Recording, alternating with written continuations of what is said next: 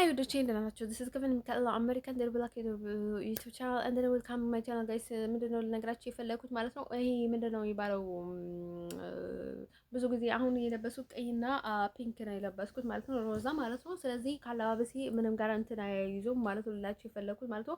እኔ ደግሞ ሰው በለበሰው ምናምን አልተረጎበትም፣ ዝም ብዬ ነው ደስ ካለኝ ዝም ብዬ የምወፍሰው ምናምን ብያችሁ ነበረ ማለት ነው።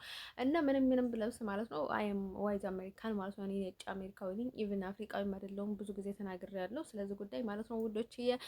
ግን ደግሞ በጣም ምርር ያለኝ ነገር ማለት ነው ከሰው ጋር መፎካከሩ። እኔ እንደዚህ ነኝ ወረቀቴንም ሳልቀይር ወደ ሀገሬንም ሳልሄድ ቤተሰቦቼንም ሳላገኝ በቃ ምንም ነገር ማለት ነው በጣም ግራ ስላጋባኝ፣ አሜሪካ ማለት ደግሞ በጣም እንትን ያላት ሀገር በቃ ምንም ያልጎደላት ሀገር ስለሆነች ማለት ነው ወደ እሷ ይከብዳል ማለት ነው። ላይክ ችግር የሌለው የለም። እኔ የአሜሪካንም ችግር ይገባኛል ማለት ነው። ተስፋ የኔም ችግር ስለሆነ ግን ደግሞ አልነግራቸው የምፈልገው እኔ ማንንም አልፈራም ማለት ነው። እናቴንም አልፈራም። እሷ ገሃነም ትግባ ማለት ነው። ገደል ትግባ፣ ግድ የለኝም ስለ እናቴ ማለት ነው። ስለ እናቴ ቤተሰቦቼም ግድ የለኝም። ማንም ሰው የሚያስፈራራኝ ነገር የለም።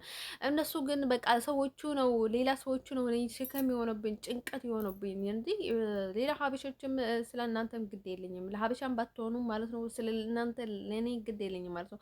እኔ ህይወት ውስጥ እንትን ያደርጋችሁልኝ ነገር አንዳችም ነገር የላቸውም። ስለዚህ ልነግራችሁ የምፈልገው ነገር ማለት ነው ሁላችሁም ብትቦኩ ማለት ነው ተስፋ ያመርካል ማለት ነው።